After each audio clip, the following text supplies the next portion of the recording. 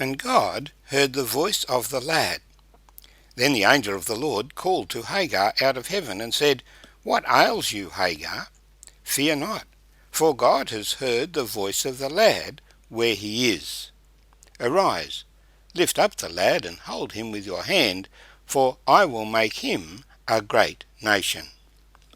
My name's Arthur. Thank you for joining me as we continue reading in Genesis chapter 21.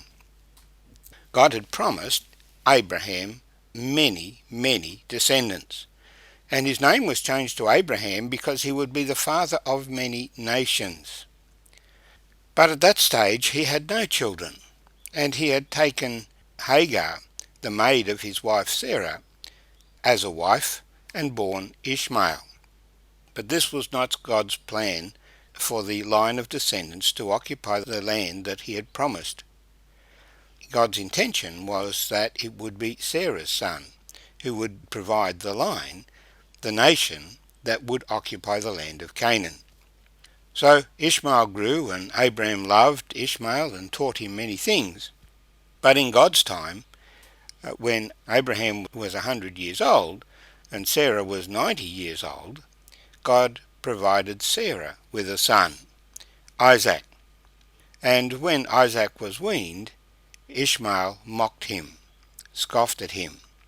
Sarah was very displeased and called out to Abraham, Cast out this bondwoman and her son, for the son of this bondwoman shall not be heir with my son, namely with Isaac. We continue the reading in verse 11 of Genesis chapter 21. This matter was very displeasing in Abraham's sight, because of his son. But God said to Abraham, Do not let it be displeasing in your sight because of the lad, or because of your bondwoman.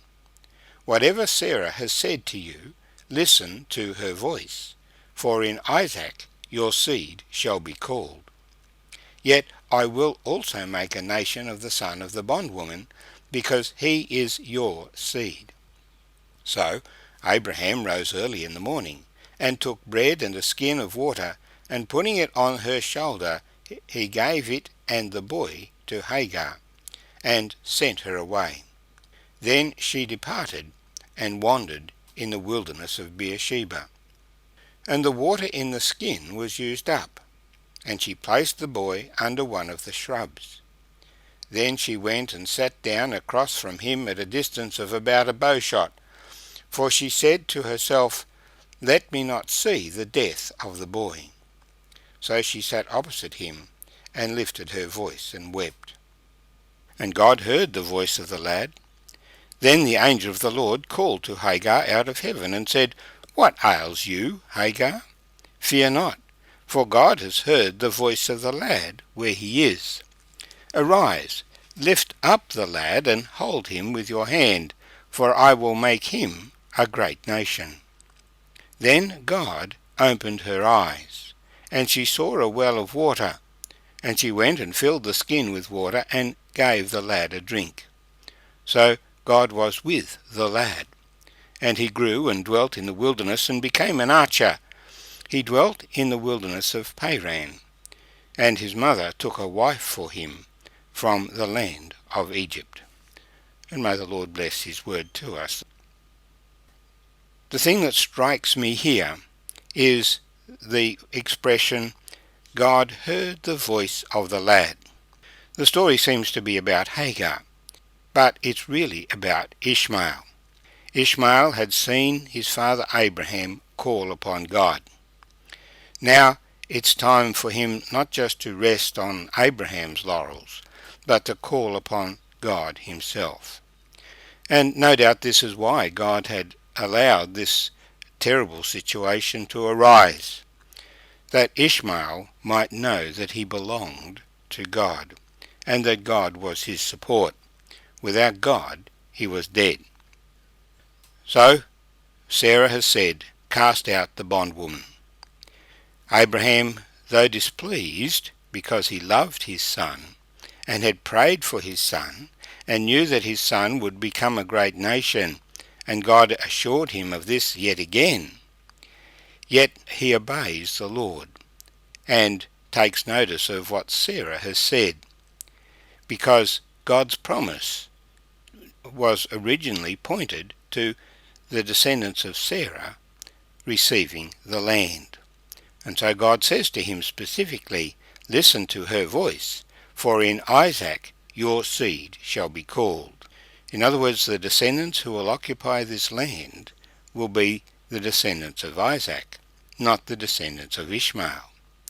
But I will make Ishmael a great nation, because he is your seed also. So Abraham obeys and sends Hagar and the boy away. They must trust God for themselves. The name Ishmael means the God who hears. Here we have Abraham instructed to listen to his wife. He had listened to his wife 18 years earlier when he had taken Hagar as his second wife. Now he is to continue to listen to her in relation to sending Hagar away, and to trust God with that situation, even though it was displeasing to him.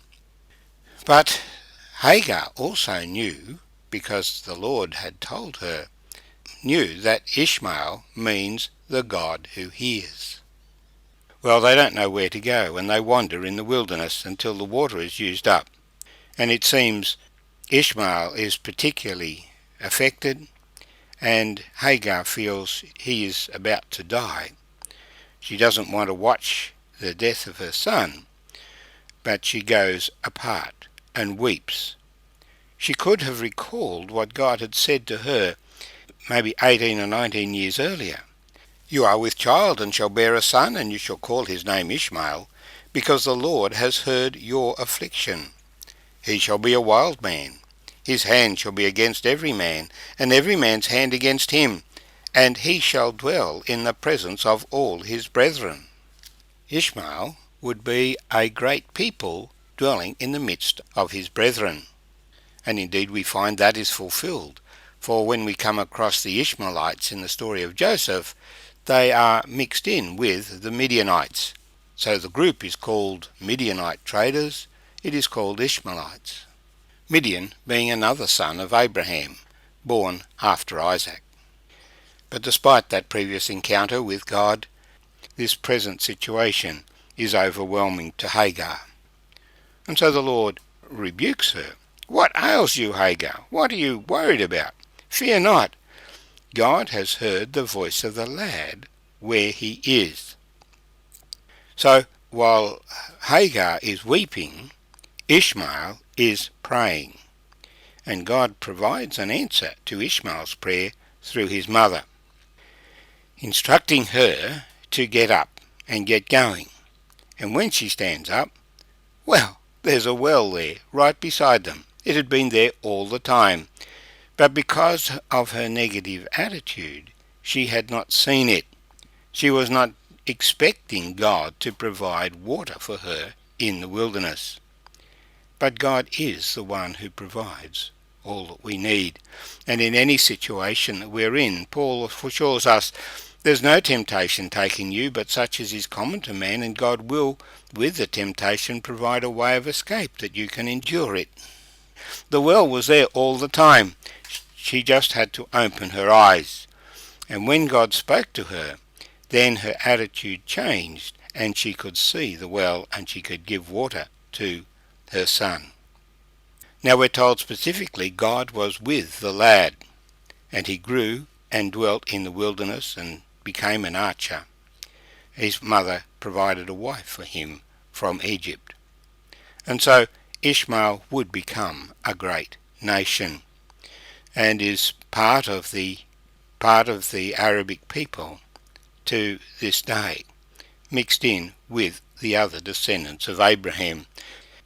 The lesson that we can learn from this is, when we are in trouble, we should pray. Don't just cry about the situation, don't just bemoan the situation, but call upon the Lord. Indeed, Jesus said, men should always pray and not give up. For the Lord has an answer to our problem, and when we call upon him, he will show us what it is.